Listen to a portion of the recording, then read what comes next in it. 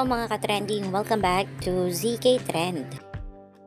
Marami na namang mga bubblies ngayon ang kinilig sa revelasyon na ito ng Don Bell.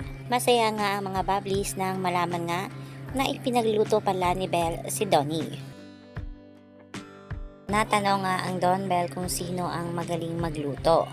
Kaya naman ay napunta nga ang dalawa sa ipinagluto nga ni Bell, si Donnie ng isang pasta. At may utang pa pala itong si Bell kay Donnie ng isang pesto na kung saan sa HIH era pa ito.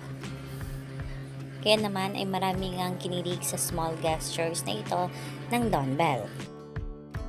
Talaga namang napakaloki ng ating Don Bell. Hindi natin malalaman na may pagganito na pala ang Don Bell kung wala ngang magsabi sa kanilang dalawa. Magjowa indeed.